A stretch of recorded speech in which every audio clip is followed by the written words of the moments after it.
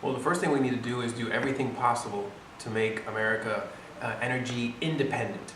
And here in the United States House of Representatives, at least, that has been a priority, not just of Speaker Boehner and of the leadership team, but on the Natural Resources Committee, on which I serve, and Chairman Hastings. We have been working for weeks, if not months, on legislation geared precisely to making sure we can move America forward in terms of energy independence. And that means two things. Number one, making sure we're exploring to the greatest extent possible and in a safe manner for resources here domestically. That means fighting the Obama administration on their de facto moratorium on oil exploration that has occurred just in recent months and years. The Obama administration has made it very, very difficult for exploration efforts to go forward here in the domestic market, including in many important resources that we have here domestically, such as natural gas, which is an abundant resource in the United States, and which we should be doing everything possible to explore and make sure we can bring our energy prices down. That's the best way we can help bring down gas prices. Make the United States as energy independent as possible, utilizing existing resources, but also exploring for new resources. What's your take on President Obama pretty much giving $2 billion of Brazilian Petrobras instead of a U.S. company like Shell or Chevron?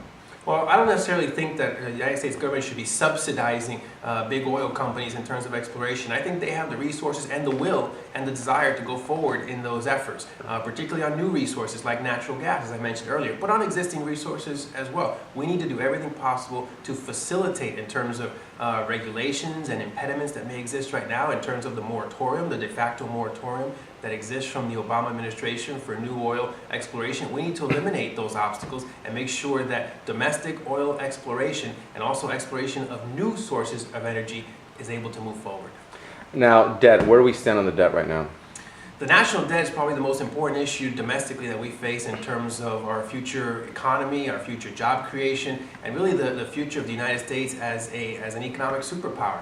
This threatens to imperil any economic development that we try to go forward in these next few years. It threatens to imperil job creation. We need to get very serious about the $14 trillion national debt. There's a debate going on right now here in Washington, D.C., whether we need to raise that debt limit. And what should go along, if there is a raising of that debt limit, what should go along with that effort? And I think most importantly, the members of the United States House of Representatives at least feel very strongly that we need to do everything possible to cut spending. And if we're going to move forward on raising the national debt, there needs to be a cut in spending that supersedes any raising of the national debt. I don't think any member of Congress from the Republican aisle at least, and certainly in the freshman class, has any desire or will to move forward on raising the debt limit if we're going to be just coming across this problem again and again in the future. We need to deal with it this year for the fiscal year 2012 budget and see drastic cuts in spending and reforms as well. Have you thought of any provisions that you would ask them to instill if we were to raise the debt ceiling?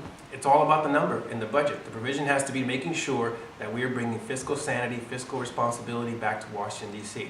And that means substantial cuts in spending before we can move forward on any consideration of raising the debt limit. Because doing nothing on spending cuts is just putting the problem further on down the road on future Congresses and on future generations. And I'm unwilling to do that, and I think most of the Republicans in the Congress are unwilling to do that as well.